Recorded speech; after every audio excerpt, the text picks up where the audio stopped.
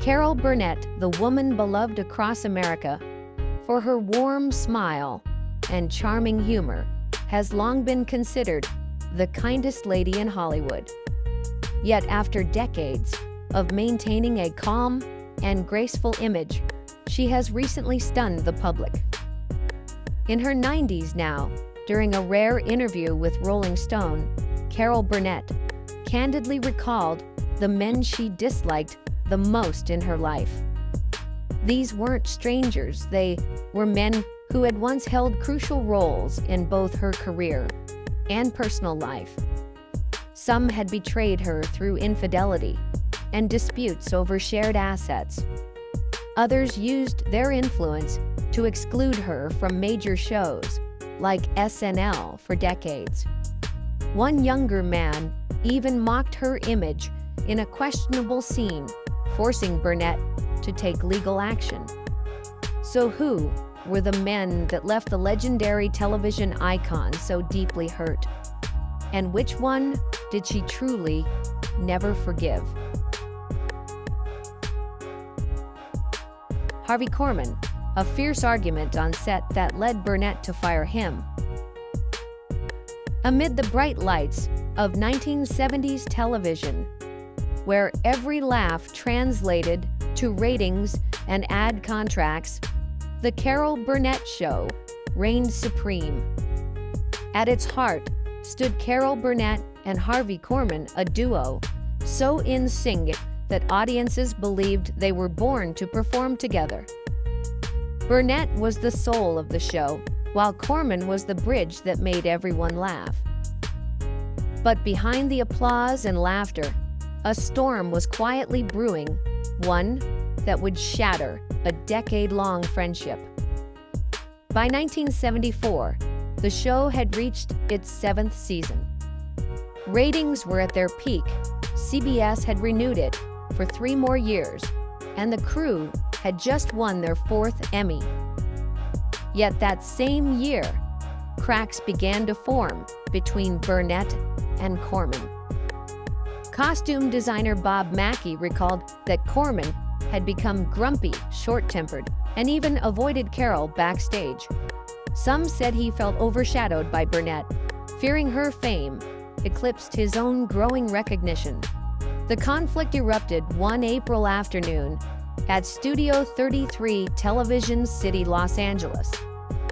The crew was rehearsing an episode featuring guest singer Petula Clark, who had just flown in from London. During Korman's scene, a lighting error left his face in shadow. He suddenly stopped mid-scene, threw his script to the floor and shouted, "After all these years, can't anyone get it right?" Everyone froze. Director Dave Powers tried to calm him, but Korman continued complaining that even Carol doesn't notice. That line hit Burnett like a knife. She'd always led her team with kindness and respect. Burnett, seated quietly in the audience, stood up and walked to the stage. Without raising her voice, she looked at him and said clearly, "Harvey, I've had enough. If you can't respect everyone here, you don't need to be here anymore." The entire studio fell silent. According to Bob Mackie's book, Even More Laughs, you could hear a microphone drop. Korman stared at Burnett for a moment, then walked off. No one followed. That afternoon, the cameraman later recalled Burnett sat alone on set for over 30 minutes. She looked at Korman's empty chair and quietly told the director, "I didn't want it to end this way, but he went too far." Just hours later, the Los Angeles Herald-Examiner ran the headline, "Harvey Korman leaves the Carol Burnett Show during rehearsal." CBS declined to comment, but rumors spread fast. Some reporters at Variety claimed that Burnett lost her patience after months of tension with Korman. Over the next 3 days, Hollywood buzzed non-stop. Burnett's close friend, Vicki Lawrence, tried reaching Corman, but he stayed silent. Burnett kept filming as usual, never mentioning his name. A crew member described her as calm, but visibly weary. Then on Wednesday morning, CBS received a call. It was Harvey Korman. He simply told the assistant, "I need to talk to Carol." When Burnett picked up, his voice trembled. "I was wrong. I want to come back." The next day, he appeared at the team's morning meeting. Everyone watched in silence as he apologized to the crew, then turned to Burnett. "I forgot why I started." Burnett smiled, stepped forward, and hugged him. The studio erupted in applause. But those who were there knew something had permanently changed. Korman stayed on the show until 1967, then quietly departed. Burnett remained in touch, though their friendship was never the same.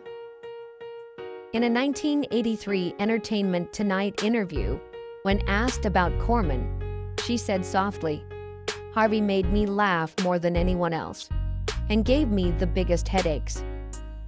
The incident, later dubbed the Studio 33 blow-up, became one of CBS's most famous behind-the-scenes stories, a reminder of how fragile creative partnerships can be when egos clash. Afterward, Burnett grew stronger, more professional, but also more guarded.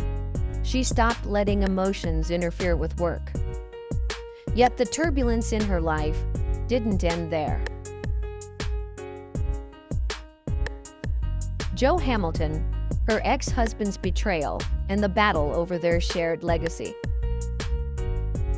Behind the dazzling lights of the Carol Burnett Show, which made television history, was a marriage quietly falling apart between Carol Burnett and Joe Hamilton.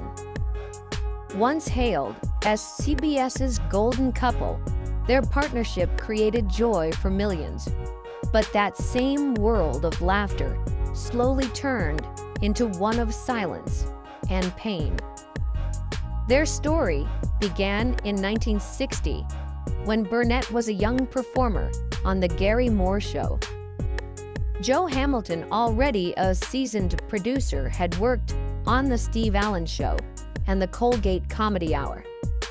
10 years her senior, he was calm, sophisticated, and experienced. They met during a CBS taping in New York. Burnett later recalled that he looked at me in a way that made me feel I truly mattered. 3 years later, they married in a small California ceremony, attended only by close friends and colleagues. By 1967, when The Carol Burnett Show premiered, Hamilton had taken charge behind the scenes as producer, mentor, and partner. For years, they were the perfect creative duo. She brought the warmth, he provided structure. But immense success can strain even the strongest bond. Costume designer Bob Mackie remembered that by 1975, Hamilton had begun asserting more control. He insisted on approving guest lists and script content before Burnett saw them. In one meeting, he suggested cutting down emotional scenes and focusing solely on humor.